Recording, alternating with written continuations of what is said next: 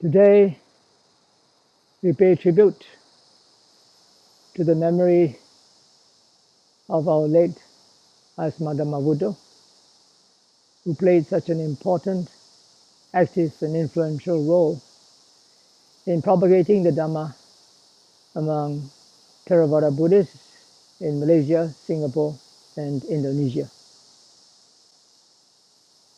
To me, the late Āyasmā Dhammavuddho was the father of Sutta studies in Malaysia. Although he could not have direct access to the Pali scriptures in the original language, he nevertheless made good use of English translations to explain the suttas in Hokkien and English to the best of his understanding.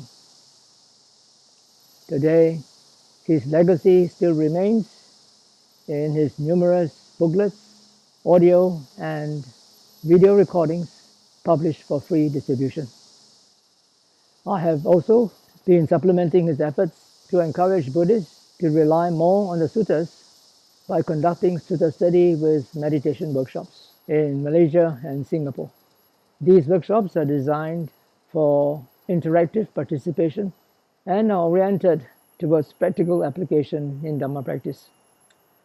I also remember Āyasmā Dhammavuddho as an initiator of the annual Malaysian Sangha meetings. Upon checking my records, I uncovered a few interesting details which I think most people are not aware of. So today I would like to share them with you. In 2004, a group of 17 Malaysian Theravada monks met to elect the successor to the late Prawong Chandapanyo as the abbot of Balik Pulau Buddhist Hermitage in Penang.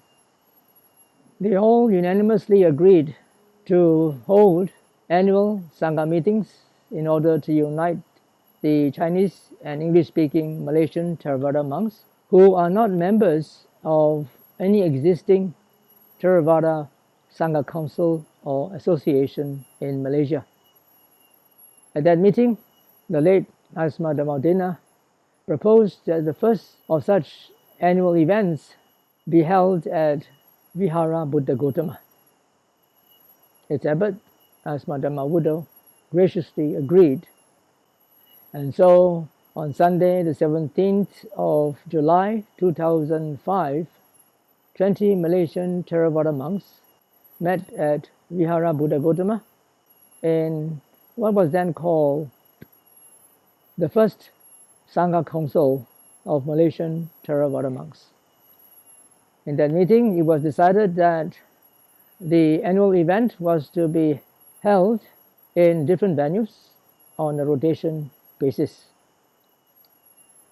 So the following year, it was held in SBS under the name the second Sangha meeting of English and Chinese-speaking Malaysian Theravada monks.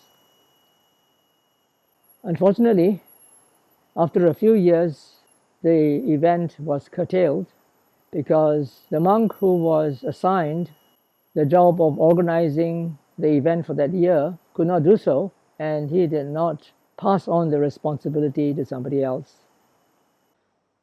However, in 2018, in a plenary meeting of the monastic advisory panel and the EXCO members of TBCM, I urged TBCM to rejuvenate the annual event. At that meeting, we discussed more about how to go about it, and we decided to expand the eligibility of participation to be more inclusive so that non-Malaysian Theravada monks who are actively engaged in Dhamma propagation activities in Malaysia could also join. And so the first one was held in Vihara Buddha Gautama in 2018, and the following year it was held in SJBA.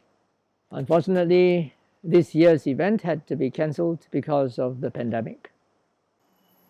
Talking about TBCM, as you all know, the late Āyasmā Dhammavuddho was a founding member of its monastic advisory panel.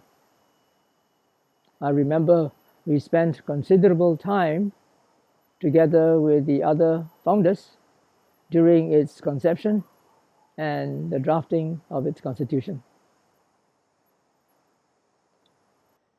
Not only was Āyasmā Dhammavuddho an avid proponent of Sutta studies and an active Dhamma speaker in Hokkien and English, but he was also an ardent meditator who went on periodic solitary retreats in his cave in Ayaitam, Penang. In conclusion, as I mentioned earlier, although his legacy remains in his numerous publications, I hope we can all continue to honor him by following up on what he had initiated.